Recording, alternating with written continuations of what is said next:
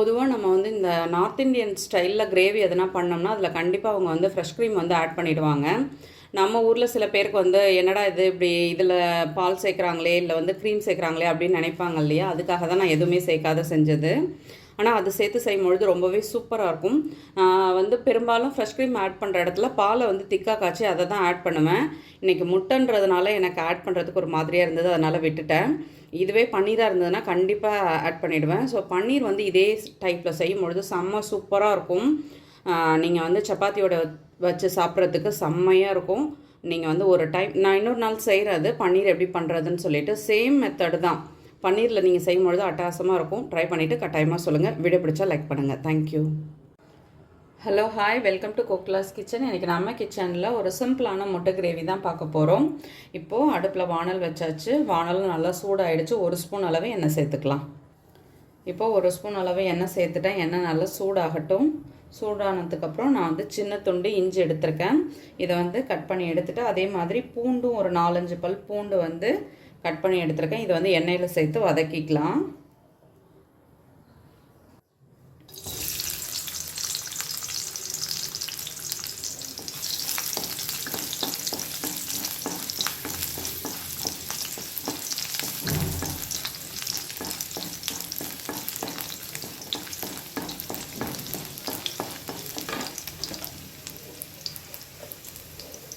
இஞ்சி பூண்டு வதங்கினதும் அடுத்து பெரிய வெங்காயம் 1 கட் பண்ணி சேர்த்துருக்கேன். நான் வந்து இன்றைக்கி ஒரு 3 முட்டை எடுக்க போகிறேன். அதுக்கு தகுந்த அளவு தான் நான் இப்போ வந்து கிரேவி செய்ய போகிறேன். ஸோ இதுக்கு வந்து இந்த ஒரு வெங்காயம் போதும். நல்ல பெரிய வெங்காயமாகவே எடுத்திருக்கேன். இது கூட சேர்த்து இதையும் நல்லா வதக்கிக்கலாம். இது கூடவே ஒரு 4-5 முந்திரி பருப்பு சேர்த்துக்கலாம். இப்போ நம்ம காரத்துக்கு தகுந்த அளவு பச்சை மிளகாய் சேர்த்துக்கலாம்.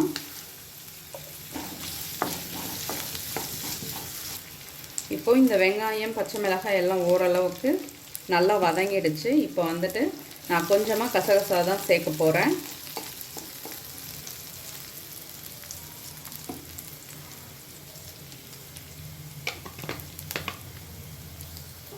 கசகசா சேர்த்து நல்லா வதக்கிட்டு நான் வந்து இதில் கொஞ்சமாக தண்ணி சேர்க்க போகிறேன். தண்ணியில் இந்த வெங்காயம் பச்சை மிளகாய் எல்லாமே நல்லா வெந்து வந்துடும். அப்போ தான் நம்ம வந்து அரைக்கும் பொழுது நல்லா பேஸ்டாட்டம் வரும்.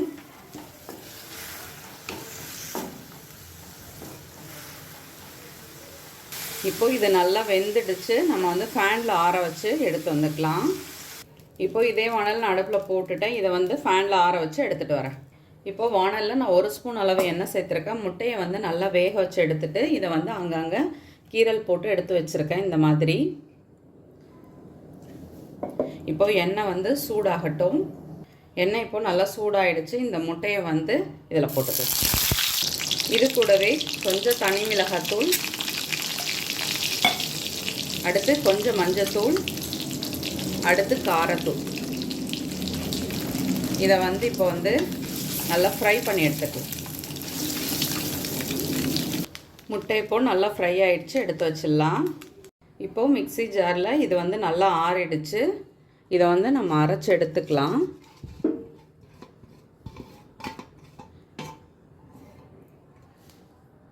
இதில் கிரேவிக்கு தேவையான அளவு உப்பு, கொஞ்சம் மல்லித்தழை சேர்த்து நல்லா நைஸாக அரைச்சி எடுத்துக்கலாம். இப்போ அடுப்பில் வானல் வச்சாச்சு. அகைன் 1 ஸ்பூன் அளவு எண்ணெய் சேர்த்துக்கலாம். இப்போது 1 ஸ்பூன் அளவு எண்ணெய் சேர்த்தாச்சு. அடுத்து 1 ஸ்பூன் அளவு பட்டர் சேர்த்துக்கலாம்.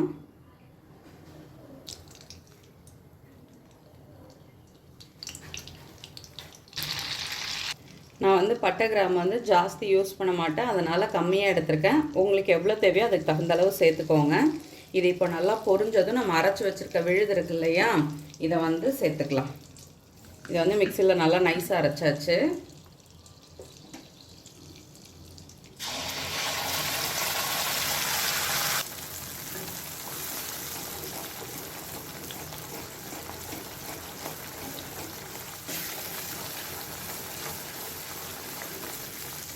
இப்போது இந்த கிரேவியில் கொஞ்சம்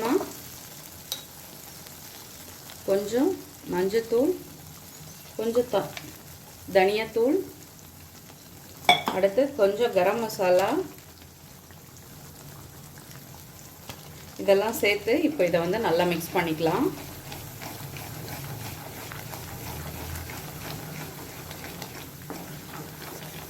கொஞ்சமாக பெப்பர் தூள் சேர்த்துக்கலாம்.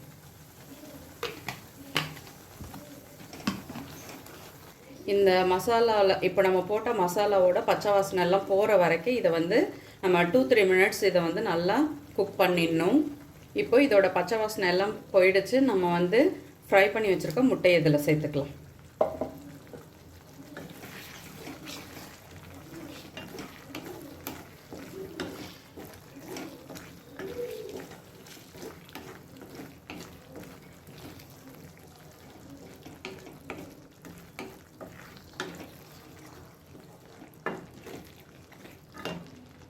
லாஸ்ட்டாக கொஞ்சம் கசூரி மேத்தி சேர்த்துக்கலாம். உங்கள்கிட்ட ஃப்ரெஷ் க்ரீம் இருந்தால் கூட நீங்கள் சேர்த்துக்கலாம். ஃப்ரெஷ் க்ரீம் இல்லைன்னா நான் வந்து பால் தான் ஆட் பண்ணுவேன். ஆனால் வந்துட்டு இன்றைக்கி எதுவுமே நான் சேர்க்கல, வேண்டான்னு விட்டுட்டேன். இதோடையே எடுத்துடலான்ட்டு. அவ்வளோதான், சூப்பராக நம்மளோட முட்டை கிரேவி ரெடி ஆகிடுச்சு. ஒரு 2 மினிட்ஸில் நான் ஆஃப் பண்ண போகிறேன். நல்லா எண்ணெயெல்லாம் பிரிஞ்சு வர ஸ்டேஜில் நம்ம ஆஃப் பண்ணிடலாம். சாப்பிட்றதுக்கு செம்ம சூப்பராக இருக்கும். நீங்கள் ஒரு டைம் இந்த மெத்தடில் ட்ரை பண்ணிங்கன்னா அகைன் நீங்கள் இதே மெத்தடில் தான் ட்ரை பண்ணுவீங்க. ஏன்னா டேஸ்ட் அந்தளவுக்கு செம்ம சூப்பராக இருக்கும். இது நான் இன்றைக்கி வந்து சப்பாத்திக்கு தான் ரெடி பண்ணியிருக்கேன். இது வந்து இப்போ சூப்பராக ரெடி ஆகிடுச்சு.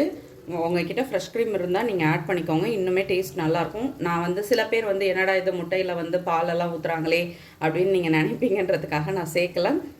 போதும், இந்த கிரேவி இந்த முட்டையோடையே சாப்பிடும் பொழுது செம்ம சூப்பராக இருக்கும். இப்போ நம்ம வந்து பவுலில் மாற்றிக்கலாம். சுட சுட சூப்பராக நம்மளோட முட்டை கிரேவி ரெடி ஆகிடுச்சு. நீங்களும் வீட்டில் ட்ரை பண்ணி பாருங்கள், கண்டிப்பாக உங்களுக்கு பிடிக்கும். வீடியோ பிடிச்சா லைக் பண்ணுங்கள். என்னோடய வீடியோ உங்களுக்கு யூஸ்ஃபுல்லாக இருந்தால் சப்ஸ்கிரைப் பண்ணிக்கோங்க. தேங்க்யூ.